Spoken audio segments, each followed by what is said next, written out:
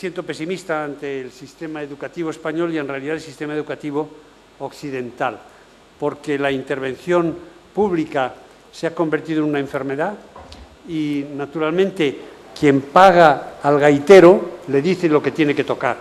Tenemos muchos estudiantes, pero seguimos teniendo tasas de fracaso escolar enormes y seguimos teniendo una fracción muy alta en comparación con los países de nuestro entorno de la población que no va más allá del primer ciclo de secundaria. Es que el dinero no lo es todo.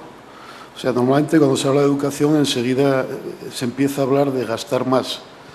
Pero sabemos, hay mucho trabajo tanto a nivel agregado como a nivel de centros microeconómicos, que gastar más no es necesariamente una garantía de éxito. Hay países que gastan mucho y donde los estudiantes saben muy poco, y hay países que gastan mucho menos y donde los estudiantes saben bastante más. La clave seguramente es que todos los agentes que participan en el sistema educativo tengan los incentivos correctos para hacer lo que tienen que hacer. Y esto apunta hacia políticas que seguramente en este país tienen muy mala prensa, ¿no? La primera, en términos de dar incentivos a los estudiantes, sería pues, exámenes externos objetivos, las reválidas, las infames reválidas, que por lo menos permiten saber lo que saben o no saben los chavales, para intentar remediar las carencias. En segundo lugar, fijan un estándar objetivo de lo que hay que saber en cada sitio. Y si se utilizan estos resultados, se hacen públicos para que la gente tenga una idea de la calidad de los centros y se liga, de alguna forma, se da incentivos a los centros buenos, pueden ser un instrumento importante de gestión y de mejora. Es bueno fomentar la competencia entre centros educativos, lo cual pasa, entre otras cosas, por publicitar sus resultados y por dar capacidad de elección a los padres, que puedan intentar llevar a sus niños a centros que lo hacen bien, que los centros que lo hacen mal y no consiguen mejorar, pues que se cierren y que se abran otros. En términos de universidad, por ejemplo, una de las cosas que habría que hacer, tanto por motivos de equidad como de incentivos, es cobrar matrículas universitarias realistas. O sea, en términos de equidad no tiene sentido que el contribuyente medio esté subvencionando a un señor que va a ser mucho más rico que él, y en términos de incentivos no tiene sentido que nuestra universidad sea un sitio estupendo para tirarse 8 años de vacaciones sin hacer nada. Si verdaderamente nos preocupa la igualdad de oportunidades, si nos preocupa también la eficiencia, tenemos que darle mucha importancia a la educación infantil y a la educación primaria. Y después, generalmente es demasiado tarde para solucionar los problemas que haya. O sea que hay un patrón temporal con el que tenemos que trabajar y que no se puede ignorar. Aquí hay una dicotomía muy clara entre izquierda y derecha, si queréis, en términos de lo que se quiere que sea el sistema educativo.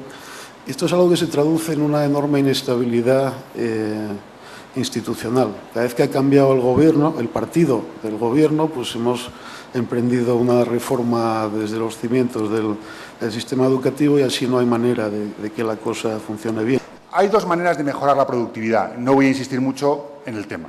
Es imitar o innovar. Uno puede imitar muy bien, y ha habido muchos países que, de hecho, en diferentes fases de su crecimiento lo han hecho, y les ha ido muy bien.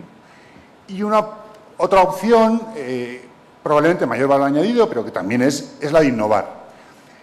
Si uno quiere dedicarse a imitar y a imitar bien, lo que tiene que tener es una primaria y una secundaria muy sólida. Es decir, tiene que tener unos trabajadores de grado medio muy sólidos. Si lo que pretende es innovar, es decir, si lo que pretende es tener una sociedad en la que haya innovaciones, en que se queden cosas nuevas, lo que necesita es probablemente tener unos estudios avanzados, es decir, unos másteres y unos doctorados de mucha calidad.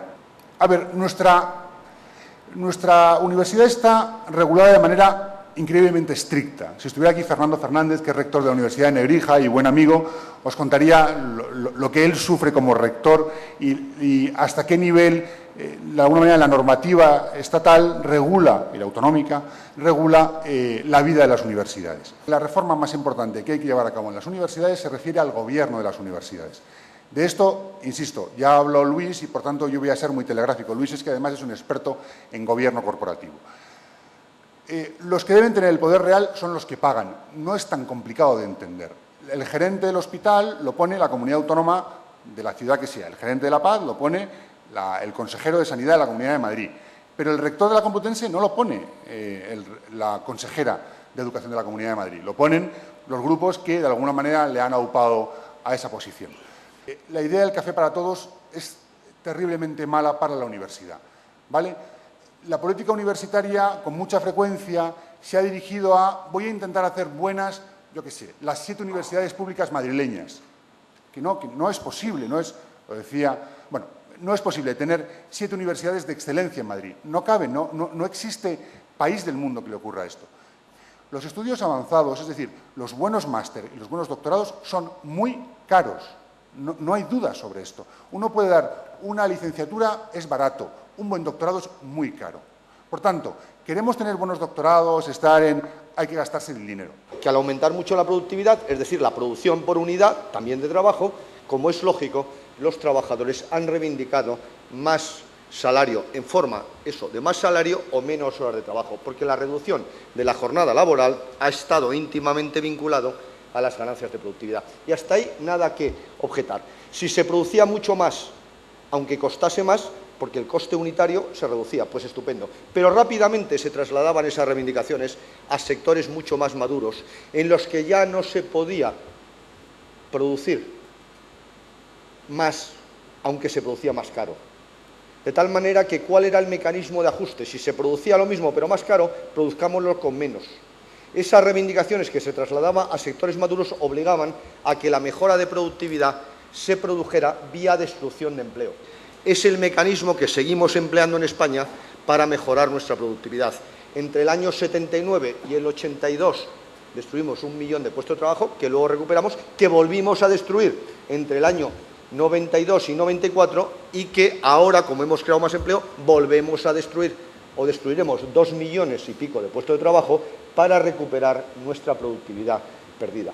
Que tienes que alargar tu ciclo vital. Las 56.000 horas es la jornada laboral por 35 años, que es el término medio, como mucho, de empleo en España. Por tanto, incluso es optimista el cálculo. Por tanto, es evidente que no solo para mantener las pensiones, sino por razones psicológicas, sociológicas y para mantener el modelo de cohesión social, hay que retrasar la edad de jubilación y además para aprovechar el capital humano, porque en el mundo actual, a pesar de todo, la experiencia es un activo. En España faltan especialistas en formación profesional y sobramos una gran cantidad de licenciados, porque hemos creado una falacia, que son esas universidades que crean licenciados, pero no los forma para la empleabilidad. Y la universidad para nada forma para la actividad empresarial, como mucho para ser empleado de una empresa, pero nunca para ser empresario, para ser emprendedor. Pero mis propios alumnos del CUNEF, que se supone que en cierta medida, por denominar alguna manera, son la élite, quieren ser o técnicos comerciales del Estado o empleados de empresa multinacional, pero no empresarios. Es el concepto que tiene de movilidad de la mano de obra nuestro presidente del Gobierno, que recuerden ustedes que en el debate con Mariano Rajoy ante las elecciones dijo que los parados de la construcción los iba a dedicar a la investigación en biotecnología. Y antes de ayer decidió que los ingenieros nucleares pasen al sector de la hostelería, los empleados de Santa María de Garoña, a un parador.